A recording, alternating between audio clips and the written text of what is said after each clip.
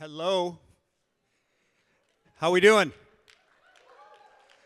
I don't have a Dodgers score, but they played their first spring training game today, and thus I'm sporting the Dodger colors. They are the World Series champions. Just thought I'd point that out for all you Yankee fans out there. Not that I'm rubbing it in. Welcome to the afternoon session, the final one of the day. This is going to be really special, and I'll tell you about that in a second. I just want to remind you that Workshop Alley takes place tomorrow morning, and that's on Cumberland, which is on level 3.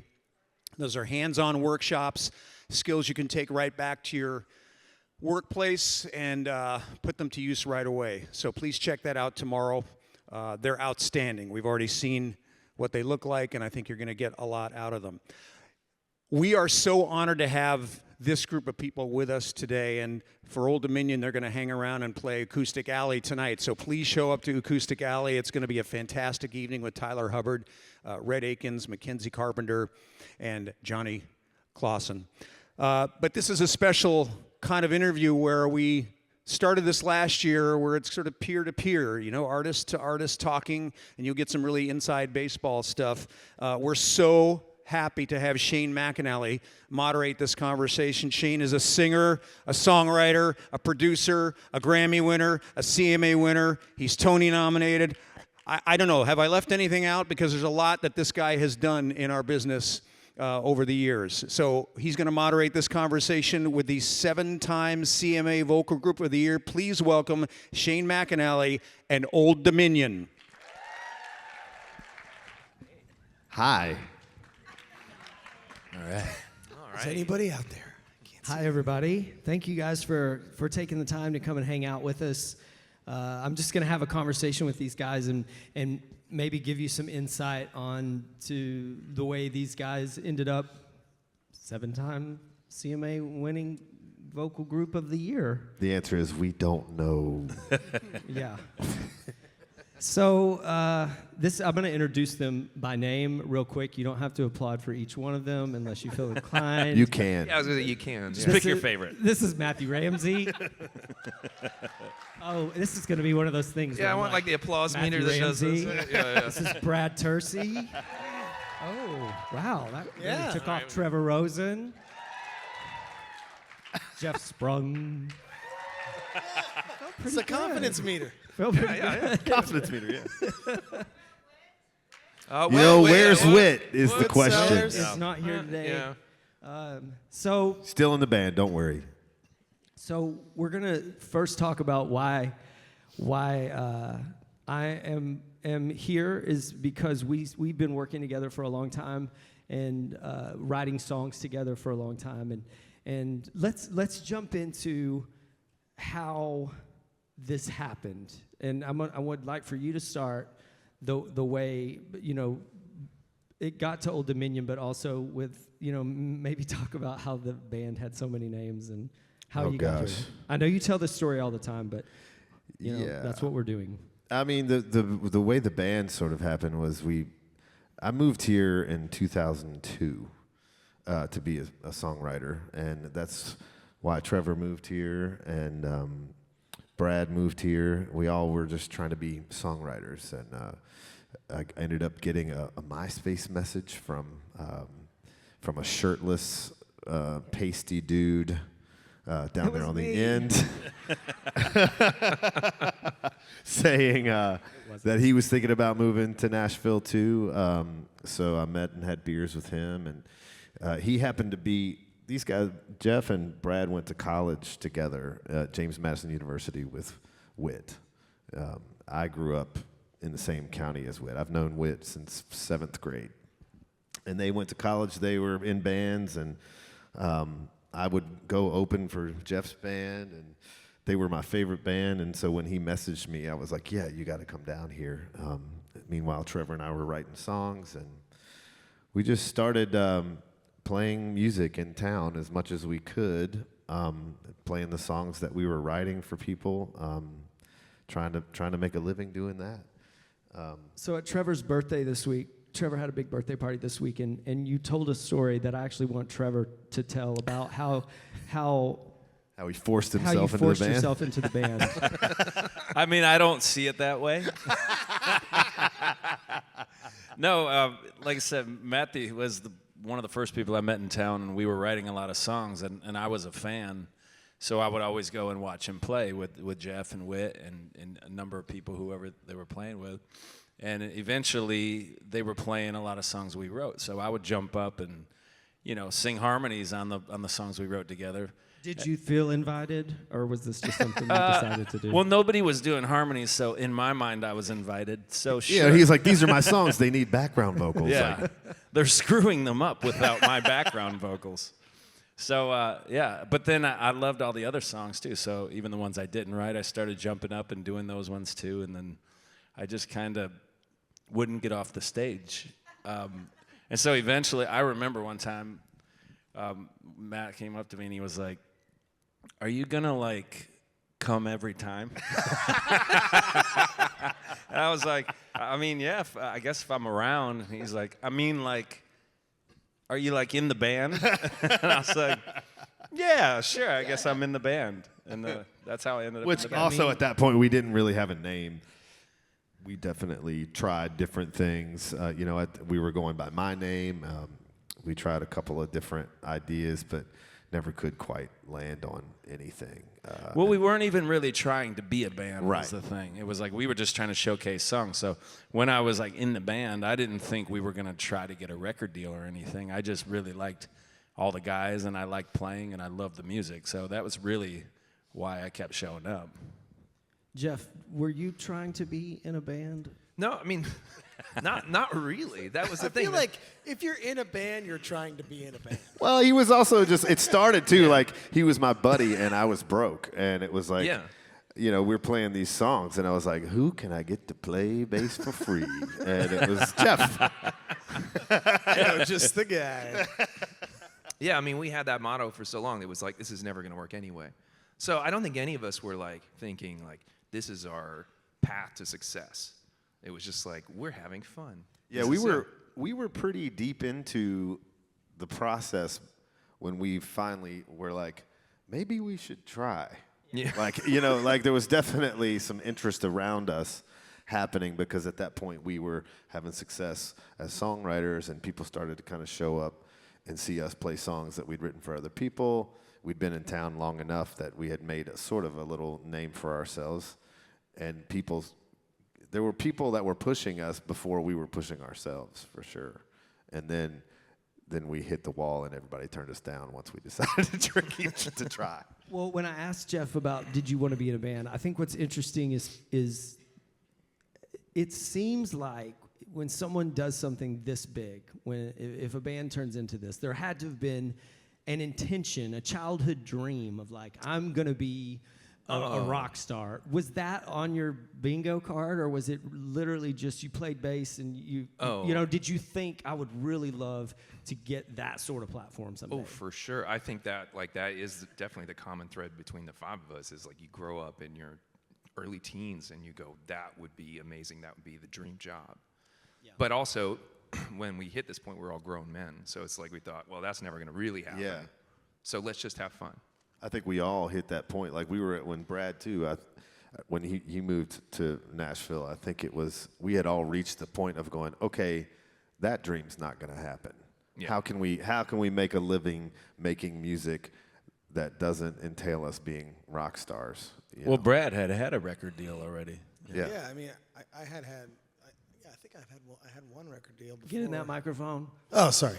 And then when I moved here, I almost actually quit music altogether right before I moved here. I was just tired of being. So you quit music and moved to Nashville? No. I quit music. I quit music in New York. I lived in New York, and I was a bartender, and for about 6 months. It was not good. It was not a good bartender. Is that the longest job you've ever had? Yeah, that's long. I actually remember when I worked a lunch shift at this bar, and when no one was ever in there, and when someone walked in, I would be like, oh no, I have to make a drink. I was so scared I didn't know how to make any drinks,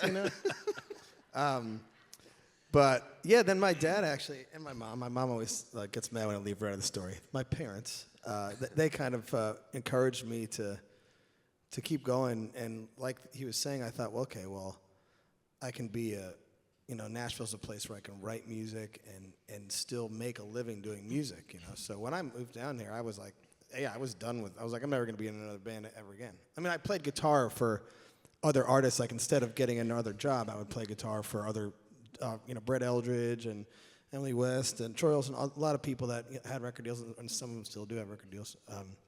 But yeah. So let's talk about how you ended up here. What and the evolution of Brad. Yeah, we had one of the guys that was in the band with the original band called Small Town Workers with Jeff and Whit. His name's Devin Malone, and he also came to Nashville, and he was playing with us. We were making no money at that point. We were definitely broke, and y'all got to make a living. So, and he's an extremely talented guitar player, and who is on a lot of country hits right now. He's in the studio all the time.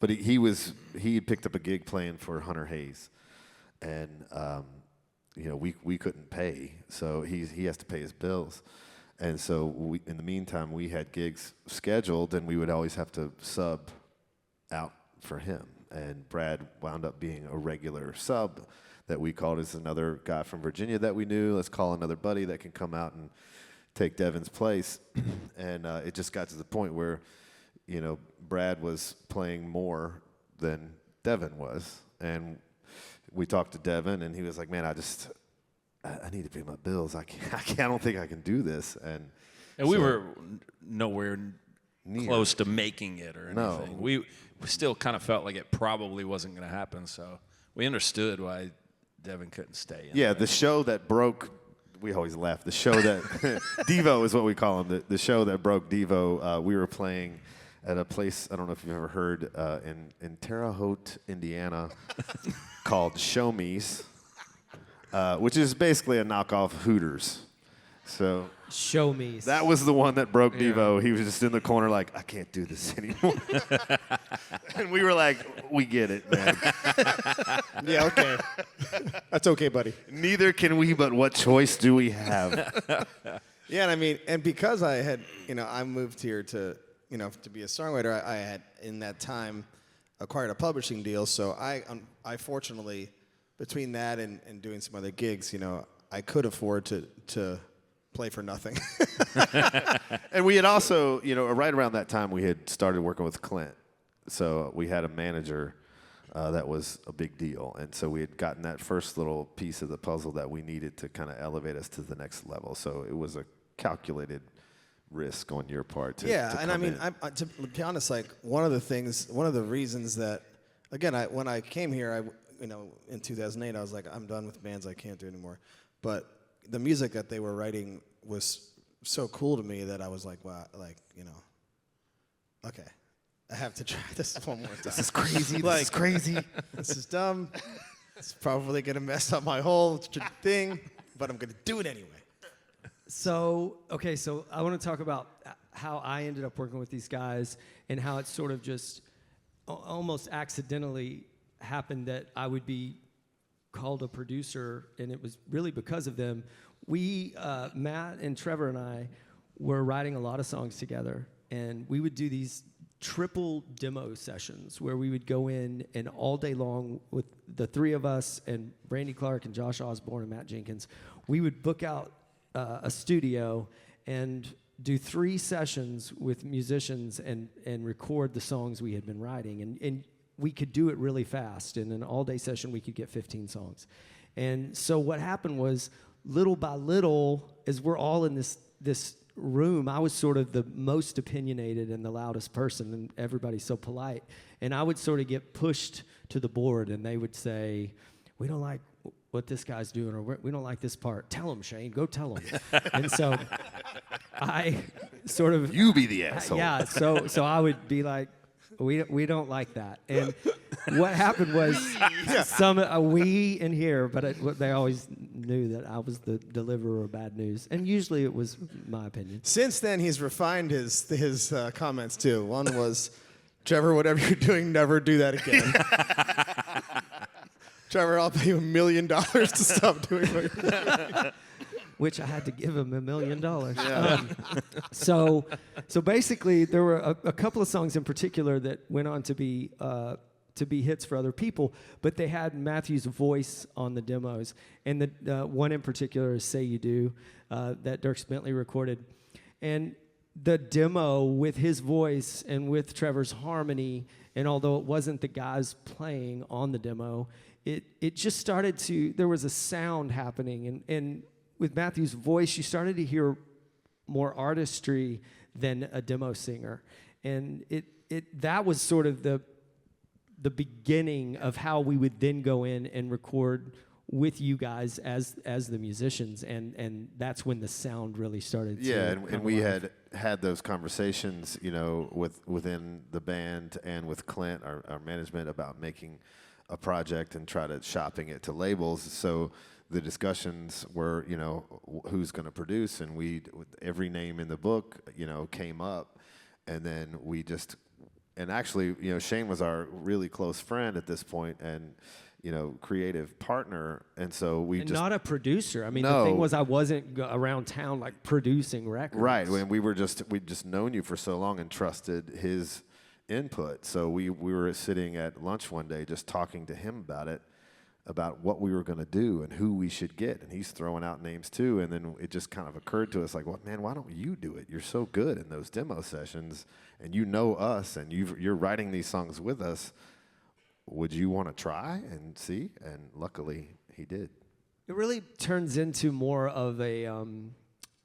These guys are all producers in their own right, Whit included. They all have the musicality, the technical skills that I do not have.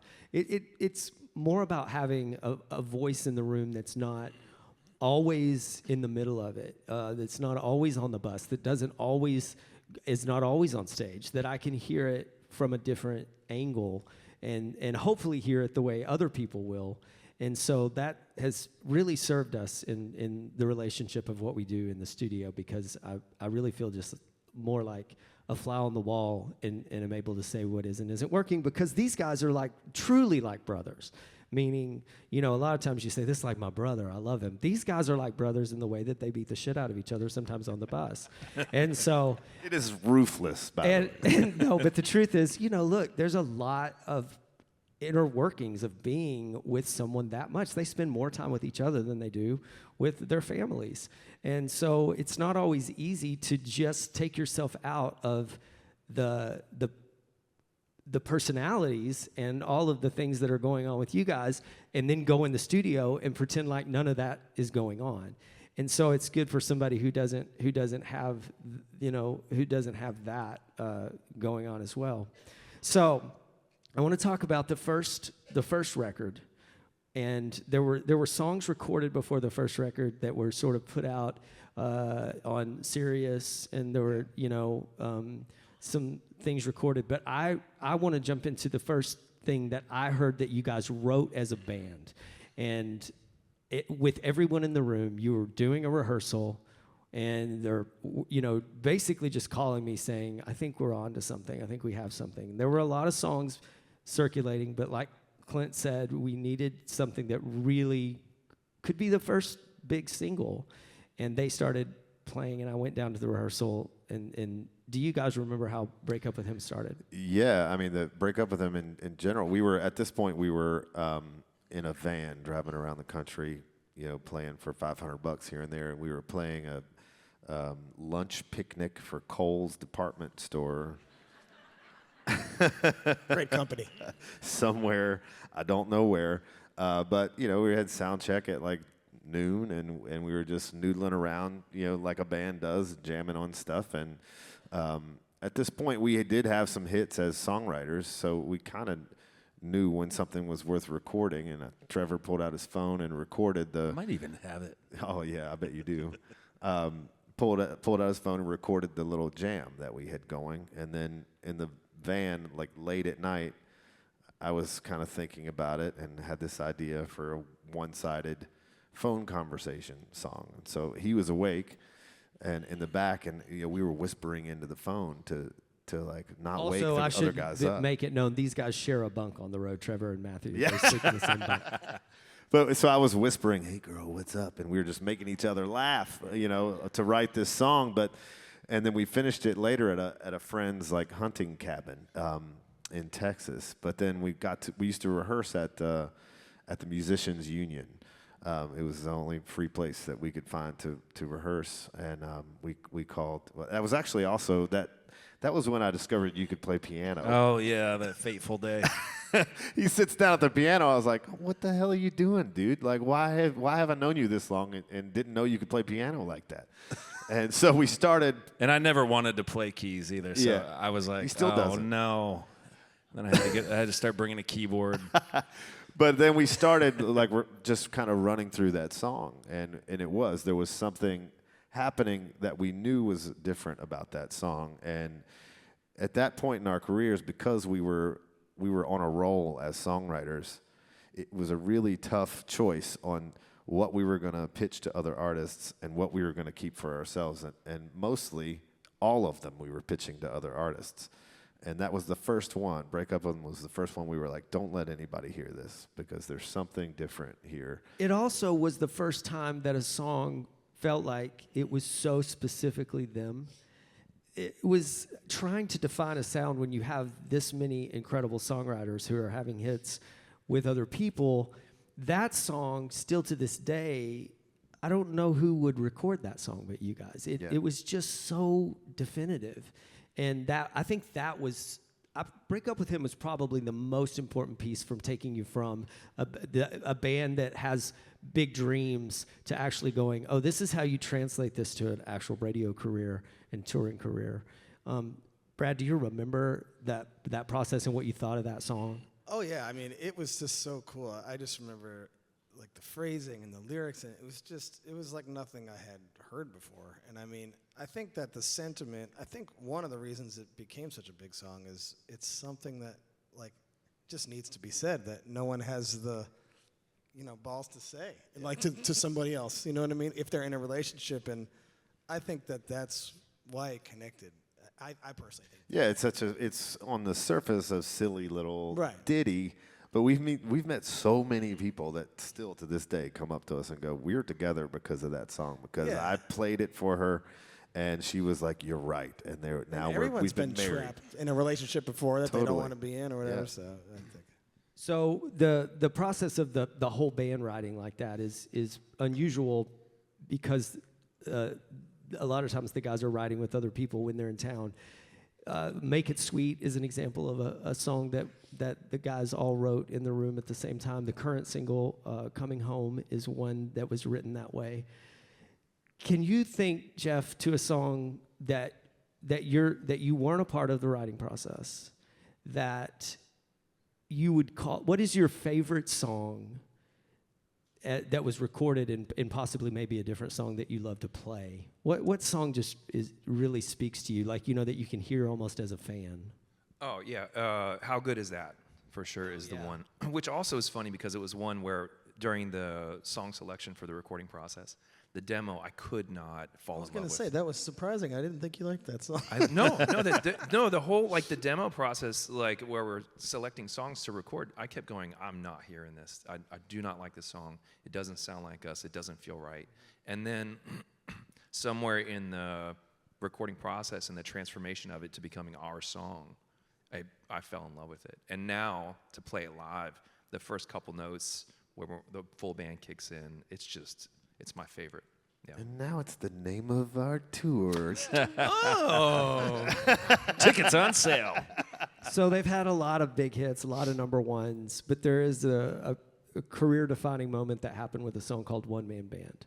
And I remember the first time I heard the work tape, I thought it was a great song. I loved it. It was my kind of song. I don't know that I could have imagined that it would end up being such a huge record, but also being such a big piece of who you guys are. It's another song that, because you are a band, that it seems so fitting, for the lyrics and things. But Trevor, was there a moment when that song started to turn a corner where you felt like okay, there's something different going on with this. It's not the same as all of the other singles. Yeah, for sure. I remember we wrote it the same way. Like we wrote it as a reggae kind of up-tempo song. It was pretty cool.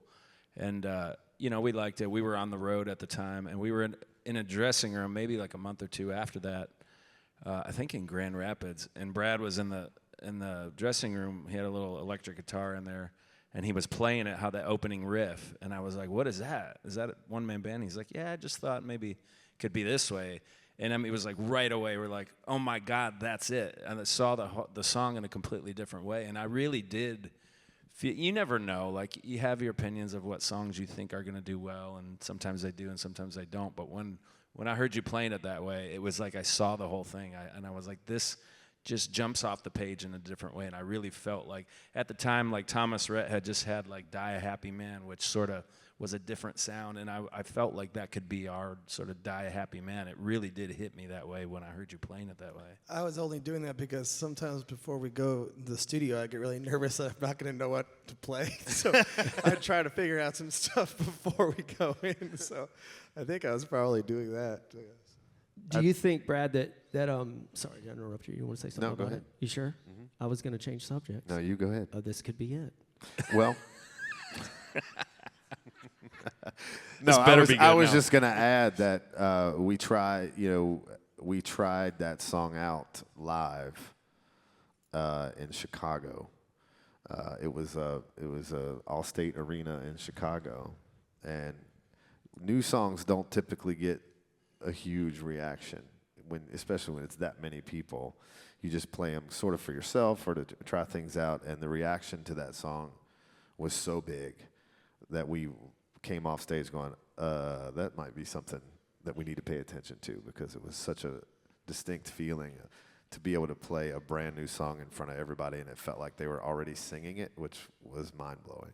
Which is really crazy, because it is, you would consider that a ballad. I mean, Yeah. It's funny that had that sort of impact right away, and that people were able to get the message out of it and the universal language of what that says, even though it does almost sound like a music insider, the character in it.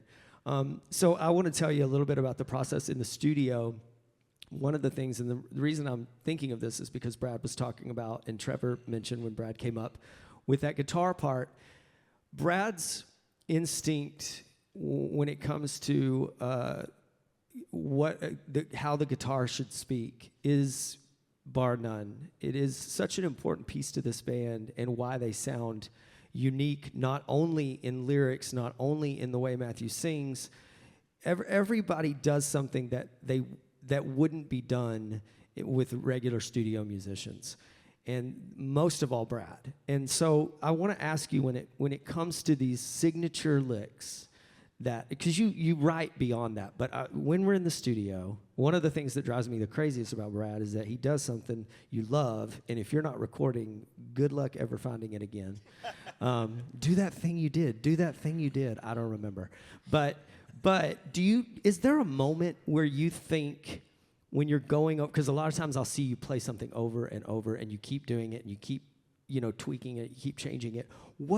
Is there something that happens where it's almost like it's being channeled through you, where you go into this space? Do you have a moment where you go, this is right, or do you need to hear that from people around you? Does that make sense? Yeah. I think it's both. I mean, I think when you know it's right, it's just like when any of us know anything that we're doing is right, is like, for me, I'd get like just a feeling inside of my chest that just feels good, like, oh. So when you get that feeling, why do you change it anyway?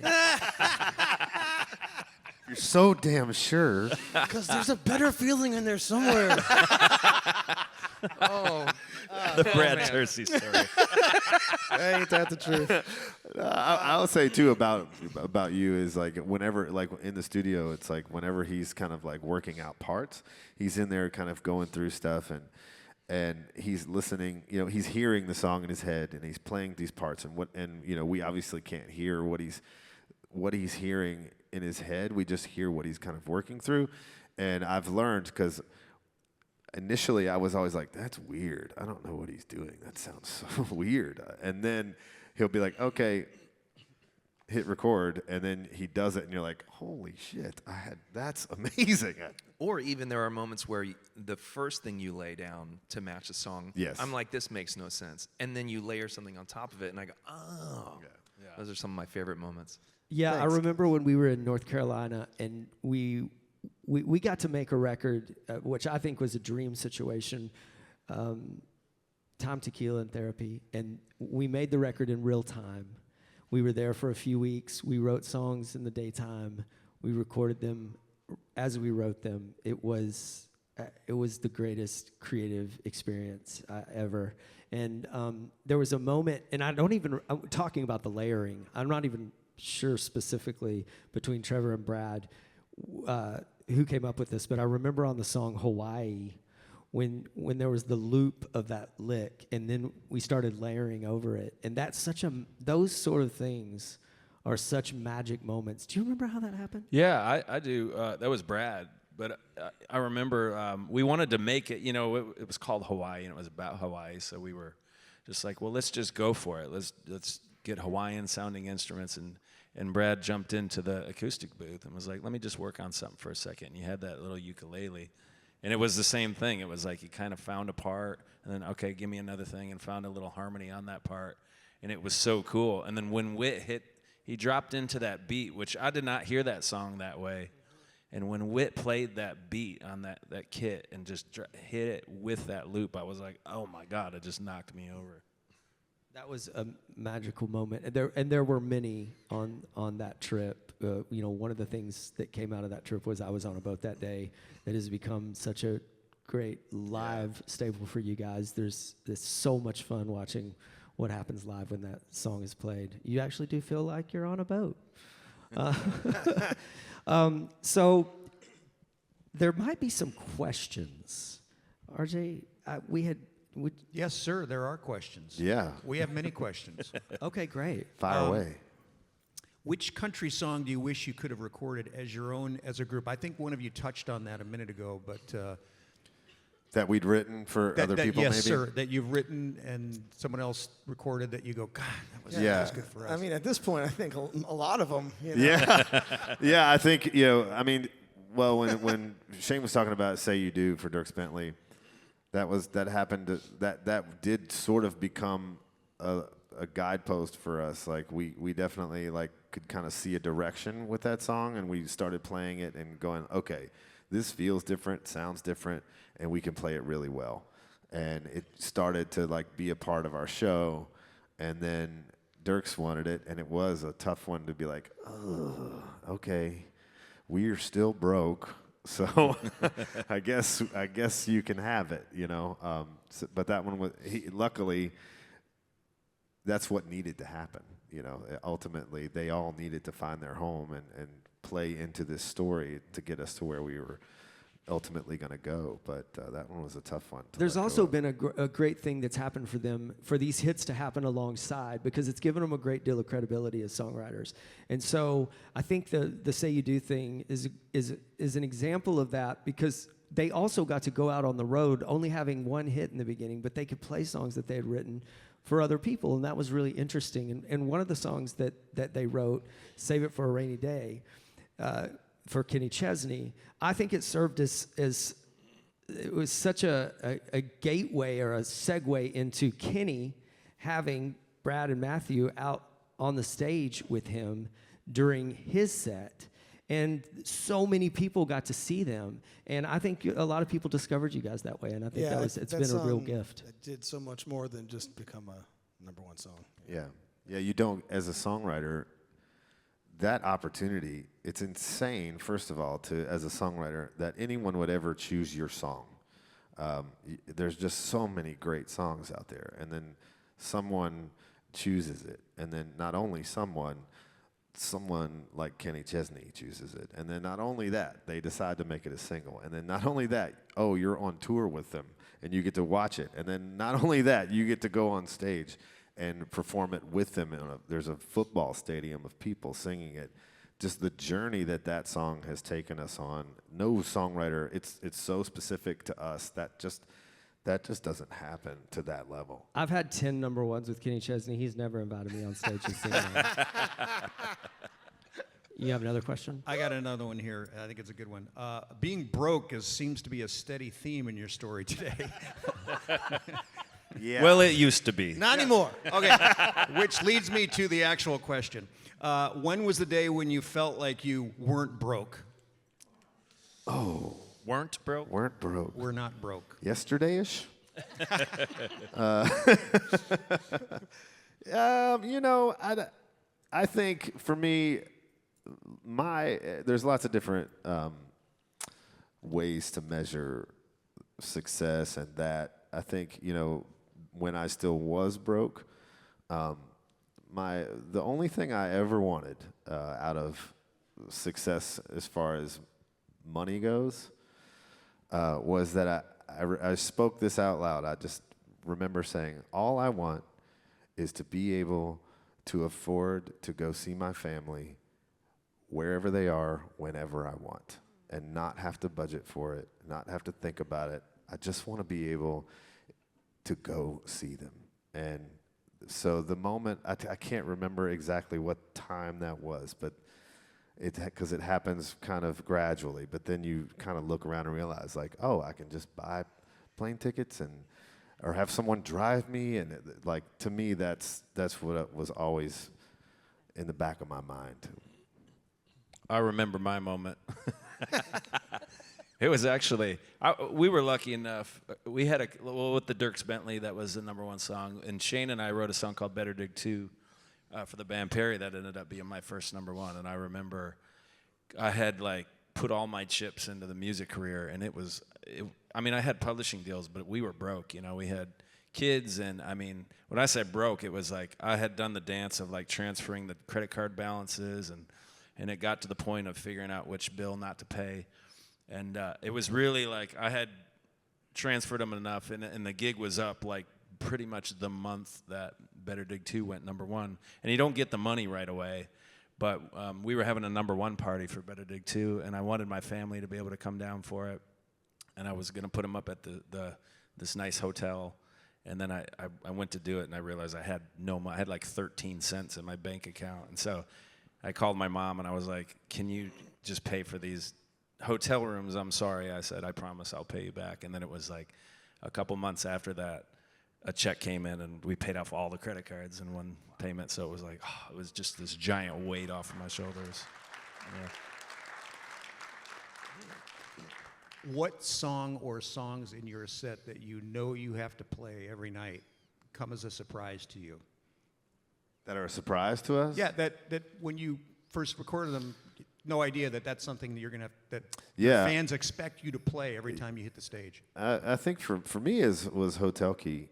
That one I didn't see coming. I think that's one of the first times that you know, because what Shane was saying, because of our reputation as songwriters, our label, they don't mess with us. They let us do our thing, and they trust us with the creative part of it. Yes, and that song we liked, but when it came time to pick the single, we showed up and they were like, "It's Hotel Key," and we were like, "What?"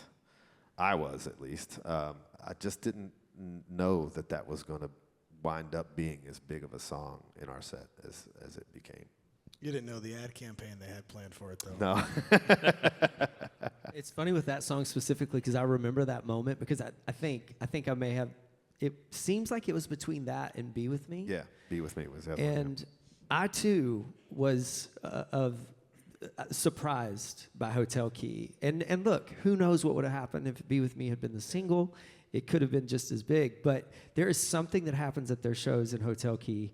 It feels like it takes everything up a notch. It's really cool the way that song has grown into a real classic for you guys. Yeah, you know when that song's coming. If you don't have the crowd by that point, that's an anchor that we're going to get them at that one. And it's got one of those guitar licks that moment is so signature, you know, and so important when people hear that. It takes them right back to where they were the first time they heard it. For each member, oh, I'm sorry. No, go ahead. For each member, if you have a tattoo, explain why you got it and what it means to you. Matt will be extending this session to the early evening hours. I've somehow wound up in a band where I'm the only member with tattoos. I don't know how that happens, but really, yeah, I'm the only guy, and I just keep getting them for various reasons. Most of them are about my kids. I think it would be good if you would describe why you got one of them, and then Brad could describe why you got one of them. Well, and actually, Trevor could I describe will why you say got there one of used to them. be. So I have one on my arm of a big bunch of carrots, and there's a story that I used to read to my kids called A Carrot Seed when they were little. It's a very simple book, and it's about this little boy who plants a carrot seed, and everybody tells him that he's wasting his time, and he's just patient. He ignores them. He keeps watering it and keeps watering it and keeps watering it. And when I was reading it to my kids one night, I just felt very connected to that story because I was on the verge. I could tell something was going to happen. As a songwriter, I was just right there. I was so close. And I decided, okay, when I get my first #1 song, I'm going to get carrots.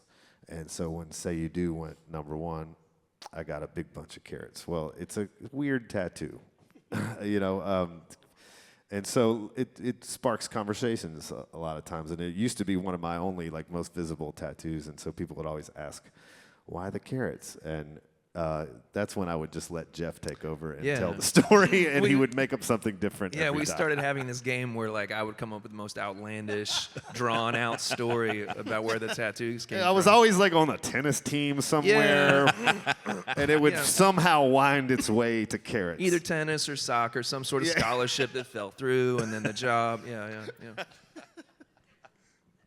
is there an artist or group that you guys would love to collab with that you haven't yet had a chance to? I know you haven't done a lot of that. You did the Megan collab last year, but anybody else that you have a dream that you'd like to work with? We almost worked with them the other week. The Vince Gill, I think, would be something. That would be cool. It would be great to do something with Vince Gill. Yeah, he was so. Thank you. Thank you. Yeah. we invited Vince to come play at the Ryman with us, and his schedule just wouldn't allow it because he's in another band. I don't know if you guys know. The Falcons, I think it's called. But he just couldn't make it. But he was so just sweet, and just it was shocking to us to hear him say call me anytime, I will be there. So I plan on doing that. Yeah. You knew this one was coming. Best advice for songwriters looking to break into the industry? Run away. I think the best thing to do is just try to write with Shane McAnally over here.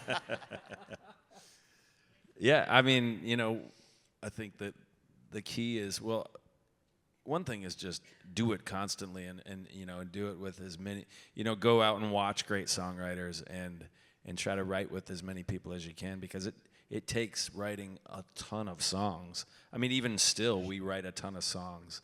We're about to go into the studio, and we've been writing for 2 years, and then you look and go, oh, a lot of these are pretty good, but they're not good enough. So it's you just have to just keep writing. And then the other thing is, the thing that we finally learned that when we started having success as writers is, you move here and you try to chase what you think people want to hear, or you hear what's on the radio and you try to do that. You try to guess what Kenny Chesney needs or this person needs, and that doesn't really work because they already have that. That's already happened, and that's not what's coming next. And all you can really do is try to write your own favorite song.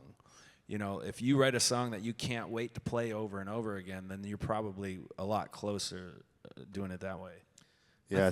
I think finding your tribe, which is what you guys did in the band, but also what was happening songwriting wise. I think that's a miss that a lot of young songwriters or new songwriters miss, because they think, if you could get in with a certain person. I know I thought that for a long time. Yeah. If I could write with Luke Laird, I knew that would do something for me. And the truth is, they're like you said, I mean, they're doing their thing and they're on with their crew, and we really came up together, and the band doing the same sort of thing. I mean, it probably would have seemed like a real get to have some known person around town in the band, but it wouldn't have worked because you guys had to do it together.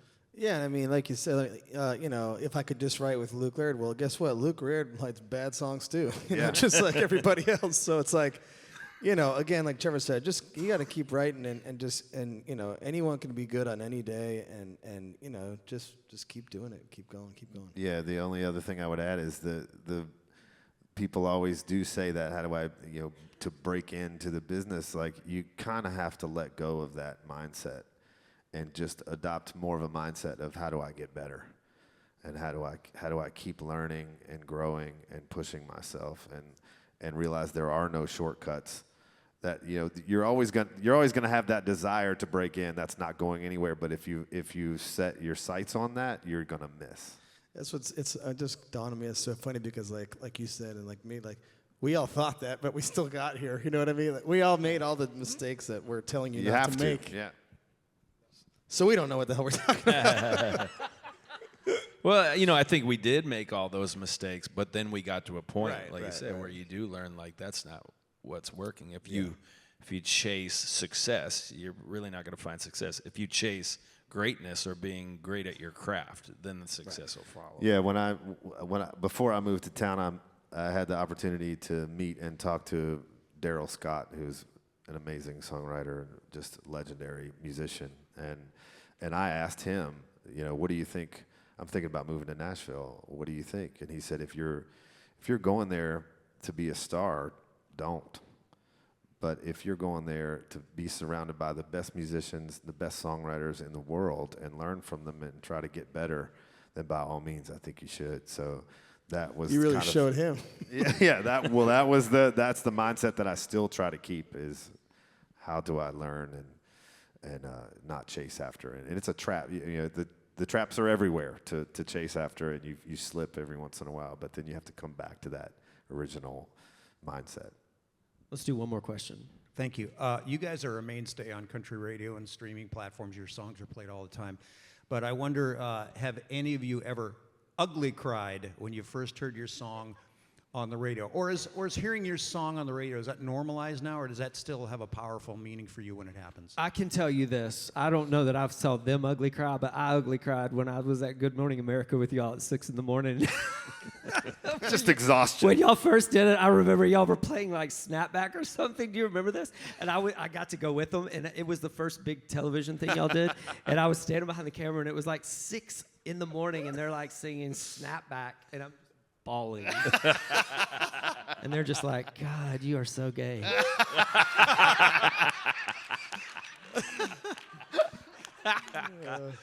I almost cried 5 minutes ago, so it's. I know it's been a couple times choking it back, but I don't think. I mean, the hardest I think we've all cried recently was playing. We did a 7 show residency at the Ryman, and it was a completely magical experience. And we had just written this brand new song that we haven't even recorded yet. It's called Goodnight Music City, and it's this kind of love letter to our whole journey in Nashville. And I was introducing the song as the last song we were going to play for the entire residency, and it just hit me like a truck. And we got through the song, and then we're just bawling in the dressing room afterwards because we were so tired and felt so rewarded.